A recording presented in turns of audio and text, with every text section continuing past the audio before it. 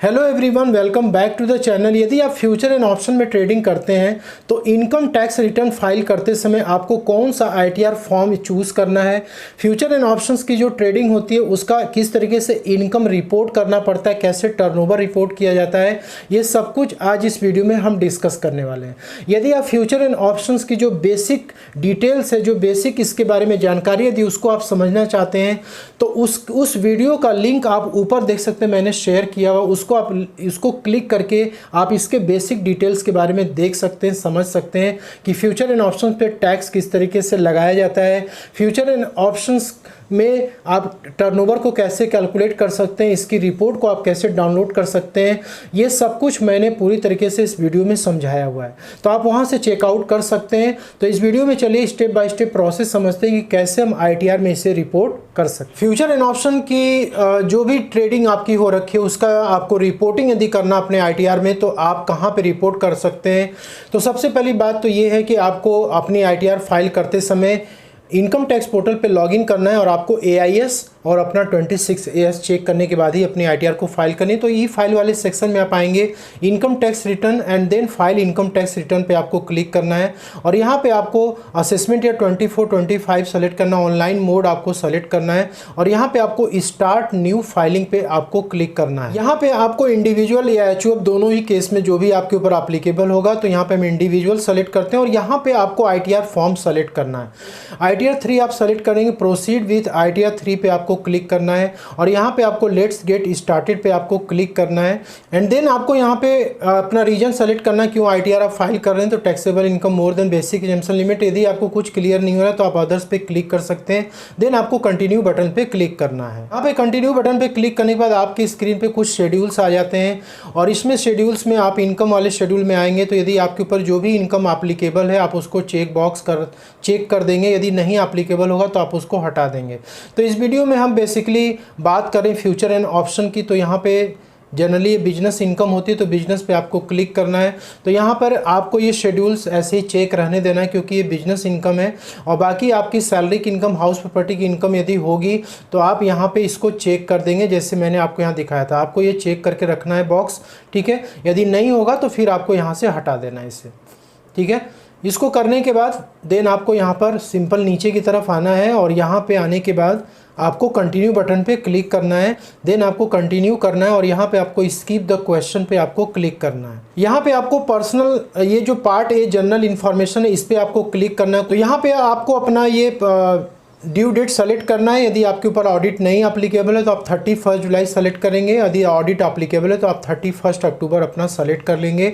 Section 139(1) रखना है। यदि आप ओल्ड टैक्स रिजिम में फाइल करना चाहते हैं तो आपको यस पे क्लिक करना होगा और यदि आप न्यू टैक्स रिजिम में फाइल करना चाहते हैं तो आपको नो पे क्लिक करना होगा। तो यदि आप ओल्ड टैक्स रिजिम में इसे फाइल करना चाहते हैं तो आपको यस पे क्लिक करना होगा और आपको फॉर्म 10IEA सबमिट करना पड़ेगा, उसके बाद ही आप इसको प्रोसीड कर सकते हैं। यहाँ पे फॉर्म 10IEA का एक्नॉलेजमेंट नंबर आपको इंटर करना है, डेट ऑफ फाइलिंग इंटर करके तब आप ओल्ड टैक्स रिजिम में फाइल कर सकते हैं। रेजिडेंशियल स्टेटस आपको यहाँ पे सेलेक्ट करना है और बाकी सारे जो आपके यहाँ पे ऑप्शन दिख रहे हैं सबको आपके नो पे रखना है।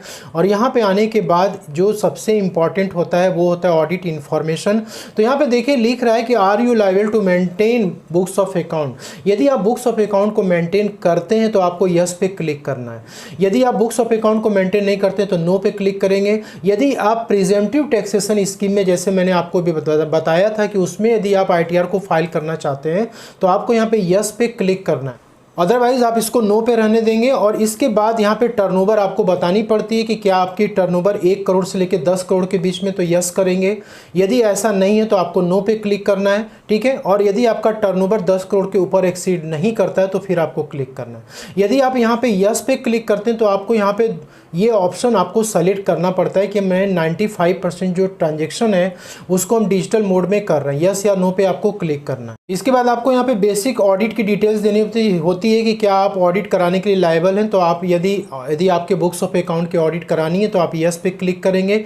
वैसे आप जब ऑडिट कराएंगे तो आपका जो सीए है वो खुद ये सारा आपकी आईटीआर वगैरह वो खुद फाइल करेंगे, यदि नहीं है तो फिर आपको नो पे क्लिक करना है। और यहाँ पे कुछ बेसिक इन्फॉर्मेशन आपको देनी है कि यदि आप ऑडिट के लिए लायबल हैं तो फिर आपको यहाँ पे ये आपका टर्नओवर क्रॉस कर चुका है इसलिए आप ऑडिट करा रहे हैं, आप प्रिजेंटिव टैक्सेशन स्कीम में इसलिए आप ऑडिट करा रहे हैं, तो यहाँ से आपको सेलेक्ट करना पड़ता है और यहाँ पर आपको ऑडिट की डिटेल्स देनी पड़ती है। यदि आप ऑडिट करा रहे हैं तो यहाँ पे ऑडिटर्स की पूरी डिटेल्स आपको यहाँ पे सबमिट करनी पड़ती है। तो ये डिटेल्स आप देने के बाद आपको यहाँ पे कंफर्म बटन पे क्लिक करना है और यहाँ पे आपको नेचर ऑफ बिजनेस जरूर सेलेक्ट करना है। तो इस पर जब आप क्लिक करेंगे तो यहाँ पे आपको अपने बिजनेस की डिटेल देनी है, तो ऐड अनदर पे आपको क्लिक करना है और यहाँ पे आपको अदर इंटरमीडिएट सर्विसेज पे आपको क्लिक करना है। यहाँ पे आपको नेम इंटर करना है, आपका अपना पर्सनल नेम भी हो सकता है, फिर कोई नाम आपने रखा हुआ तो इंटर कर सकते हैं।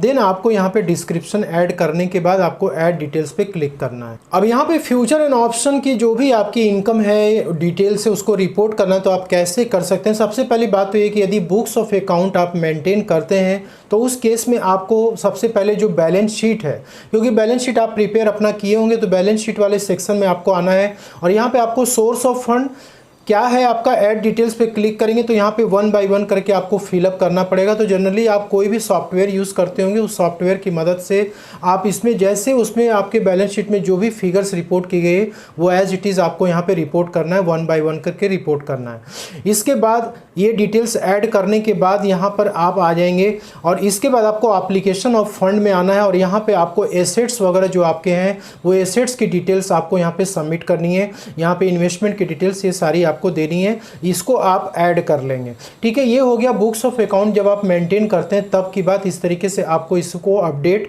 करना है। वैसे ये काफ़ी कॉम्प्लिकेटेड होता है तो इससे बेटर ये होगा किसी प्रोफेशनल का हेल्प आप ले करके यदि आप फ्यूचर एंड ऑप्शन की ITR फाइल करें तो आपके लिए बेहतर होगा। इसके बाद आपको यहाँ पे ट्रेडिंग अकाउंट पे आना है और यहाँ पर आपके फ्यूचर एंड ऑप्शंस में जो भी आपकी ट्रेडिंग आपने करी है तो यहाँ पे आप ट्रेडिंग अकाउंट में आएंगे तो यहाँ पर यदि बुक्स ऑफ अकाउंट आप मेंटेन करते हैं तो उस केस में आपको यहाँ रेवेन्यू फ्रॉम ऑपरेशन पे क्लिक करना है और यहाँ पर आपको एडिट डिटेल्स पे जाना है और इसके बाद यहाँ पे आपको ये ऑप्शन आता है sale of goods, sale of services. इसमें आपको कुछ इंटर नहीं करना है। यहाँ पे नेचर ऑफ रेवेन्यू में अदर ऑपरेटिंग रेवेन्यूज में ये आपको फ्यूचर एंड ऑप्शंस की ट्रेडिंग आप लिख सकते हैं और यहाँ पे आपको जो टर्नओवर मैंने आपको अभी दिखाया था आपको ब्रोकर के स्टेटमेंट्स में, वो टर्नओवर आपको यहाँ पे इंटर करना है। टर्नओवर इंटर करने के बाद आपको ऐड करा लेना है। इसके बाद फिर नीचे की तरफ जब आप आएंगे तो यहाँ पर आपको जो भी एक्सपेंसेस वगैरह आपके हो रखे हैं, यदि आप बुक्स ऑफ अकाउंट मेंटेन करते हैं, जो भी एक्सपेंसेस आपके हैं जो डायरेक्टली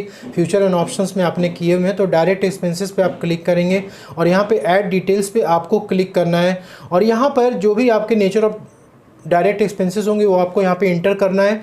यहाँ पे अदर एक्सपेंसेस भी लिख सकते हैं और या फिर आप जो है फ्यूचर एंड ऑप्शंस के एक्सपेंसेस लिख के यहाँ पे अमाउंट लिख देंगे टोटल, देन आपको यहाँ पे सेव कर लेना है और इसके बाद यहाँ पे नीचे की तरफ आप आएंगे तो यहाँ पे कंफर्म बटन पे आपको क्लिक करना है। तो ये आपकी जो प्रॉफिट होगी ग्रॉस प्रॉफिट ये आपके प्रॉफिट एंड लॉस अकाउंट में ट्रांसफर कर देगा। अब डायरेक्ट एक्सपेंसेस में बेसिकली क्या हो सकता है, जैसे कि आप जो भी आप प्लेटफॉर्म से ट्रेडिंग कर रहे हैं तो उसके जो भी एक्सपेंसेस वो सब डायरेक्ट एक्सपेंसेस हैं। जो आपने अभी स्टेटमेंट में आपने देखा था, अभी मैंने आपको दिखाया था फ्यूचर एंड ऑप्शंस का, यहाँ पे जो सारे एक्सपेंसेस है इसको आपको टोटल करना है, ये आपके डायरेक्ट एक्सपेंसेस हैं। तो डायरेक्ट एक्सपेंसेस में ये वाला अमाउंट आपको इंटर करना है क्योंकि बिना इसके आप काम कर नहीं सकते हैं। ठीक है, इसके बाद आप प्रॉफिट एंड लॉस अकाउंट वाले टैब पे आ जाएंगे, इस पर आपको क्लिक करना है और यहाँ पर आपको ऑप्शन मिलता है कि आपने जो भी अभी कैलकुलेशन किया था ट्रेडिंग अकाउंट में वो आपका ग्रॉस प्रॉफिट यहाँ पे कैलकुलेट करके ला देगा। ये देख सकते हैं ग्रॉस प्रॉफिट आपका यहाँ पे आ जाएगा और कुछ डिविडेंड की इनकम हो रखी है, इंटरेस्ट इनकम, ये सारी डिटेल्स आपको यहाँ पे फिलअप करनी है। तो यहाँ पे आपकी जितनी इनकम होगी वो इनकम आपको यहाँ पे मेंशन करना है। एक्सपेंसेस की यदि बात हम करें तो यहाँ पर आपके जो भी इनडायरेक्ट एक्सपेंसेस हो रखे हैं, जैसे यहाँ पे ऐड पे क्लिक करेंगे और यहाँ पे debit to profit and loss account, जो आपके इनडायरेक्ट एक्सपेंसेस हो रखे हैं, स्टाफ की सैलरी होगी, रेंटल आपने रेंट पे यदि चला रहे तो उसका रेंट का अमाउंट हो गया।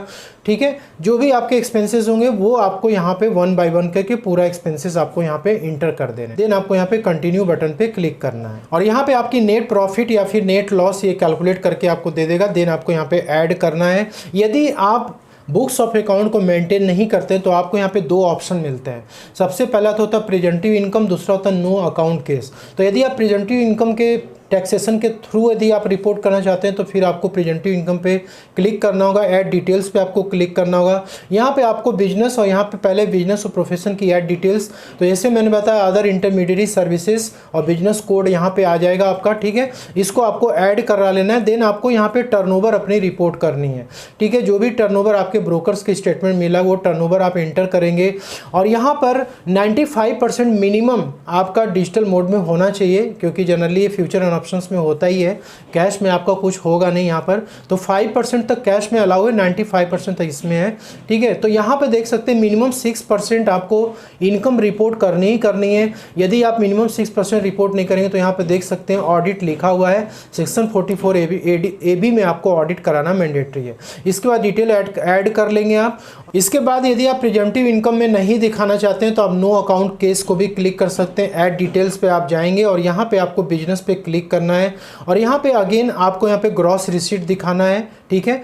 और यहाँ पे आपको ग्रॉस प्रॉफिट यहाँ पे अमाउंट आपको इंटर करना है, यहाँ पे एक्सपेंसेस वगैरह आपको इंटर करना है। इसकी आपने कैलकुलेशन की होगी थोड़ा बहुत, तो ये अमाउंट इंटर कर देंगे, नेट प्रॉफिट आपका आ जाएगा। ऐड डिटेल्स करेंगे तो ये प्रॉफिट आप इस तरह से रिपोर्ट कर सकते हैं। तो ये तीनों ही ऑप्शन आपके पास है। यदि आपके पास बुक्स ऑफ अकाउंट है तो आपको बैलेंस शीट, ट्रेडिंग और profit and loss account update करना है। यदि आप बुक्स ऑफ अकाउंट मेंटेन नहीं करते हैं तो टर्नओवर की लिमिट आपको ध्यान रखनी है। आप प्रेजेंटिव इनकम पे दिखा सकते हैं और नहीं तो आप नो अकाउंट केस में आप जा करके दिखा सकते हैं।